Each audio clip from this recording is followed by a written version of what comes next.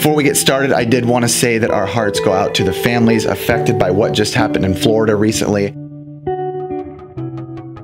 What's up, friends? I'm Rick. Make sure and like the video. I would really appreciate it. And Cartridge Fun, make sure and leave a comment down below because you, my friend, have won the last contest for our last like spike video. So make sure and do that down below. And now, today, we want to talk about 3 times in the media where the media attempted to ban video games or slandered video games or was slamming the name of video gamers in general. So let's get straight into that with today's video.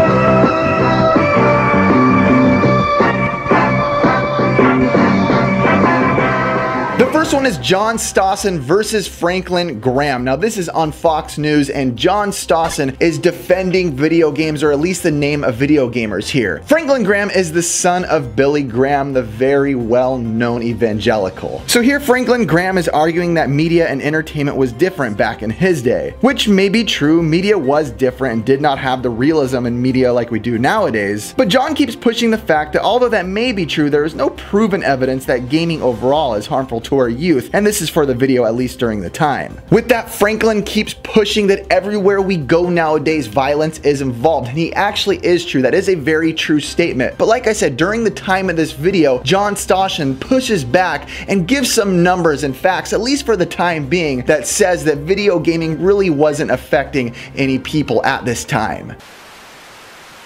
It is sick, and it's a cocaine. Our entire nation has become addicted to violence for entertainment, like the Romans.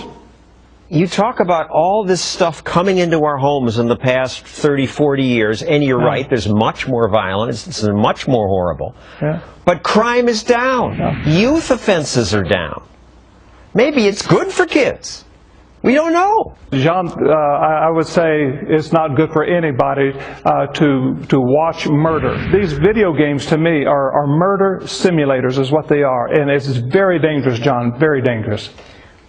In Japan, they watch twice as many of these video games, and the murder rate is a fraction. You look at crime per 100,000 people, 10 firearm deaths in the United States, less than 1 in Japan, and so on. There's just no evidence that playing the games causes people to run around and shoot people.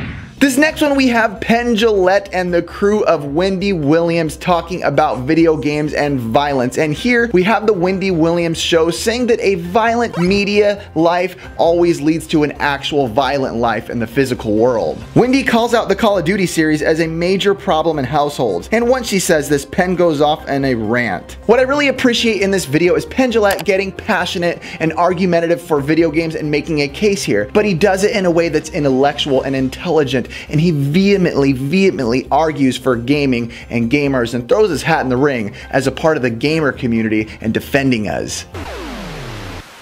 Okay, yeah, well, but most people have a gun. 350 million Americans, there are 310 million guns. Right, that doesn't mean that most people have a gun. It doesn't distribute exactly that way. But, you know, people are blaming violence in movies and videos on this. Well, that's insane. That's insane. No, really? It's not. What is it called? Art of War, Man of War? What do the kids play? Call of Duty. We don't allow that in our house. Really? So busy buying Call of Duty. There needs to be more hugs in households. Those aren't mutually exclusive. Well, nothing in Call of Duty says you can't hug your family. Well, you know what? This boy's favorite game pen was Call of Duty. Yes, and many peaceful people. You're doing the same thing. Call of Duty is the most popular game there is. Everyone's playing it, so of course bad people are going to play it too. Yeah. To try to blame Shakespeare and the violence in Shakespeare and the violence in art for violence that happens in the real world is something that's been tried for years and is always wrong. People must take responsibility. We must stop blaming society and actually blame the perpetrator. Yeah. The next video features Mike Schneider with Assemblywoman Linda Stender. This one is unique because this woman has previously in the past attempted to ban video games in general and the sale of video games, but since that didn't work, what she started to do is attempt to ban arcade games, games where you could simply go up to an arcade, pick up a gun, and play at any time. She has an issue with the fact that at arcades you cannot really ban or limit what kids can play because all you have to do is slip in some quarters and you're in. Now we know this attempted ban didn't work because there's arcade games everywhere and we can still play them, thankfully. I thought this video was interesting because there's no really arguing going on here. It's just a simple discussion. So let me know what you guys think of this. My inspiration for this was that a concerned mother called me. She took her kids to the bowling alley on a day off from school. She took her 4-year-old or 7-year-old and was shocked to find out that the games are there, they're available. You didn't even have to put money in the machine.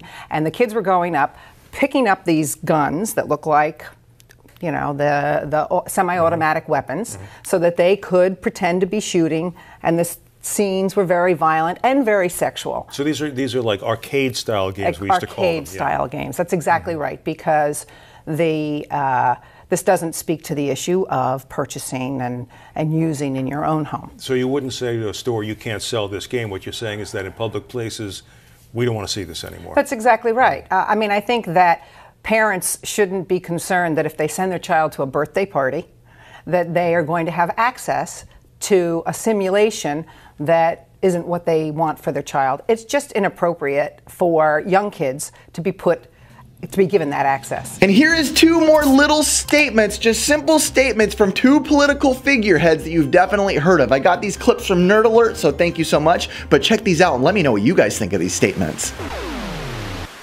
We need to treat video games the way we treat tobacco, alcohol, and pornography. Also going on to say, violent video games increase aggressive behavior as much as lead exposure decreases children's IQ scores, she said. All right, this tweet comes from December 17th, 2012. Video game violence and glorification must be stopped. It is creating monsters. I am dying to know all of your thoughts on these topics. These are very sensitive topics. I do know that, and I don't know if there technically is a wrong or a right answer. Sometimes I think to each their own, but I just want to know down in the comments below. So thank you guys so much for watching Superhero Game Squad. Make sure to subscribe, hit the like button. We're here 5 days a week. Again, you guys, we really do appreciate you. I hope you have an amazing day.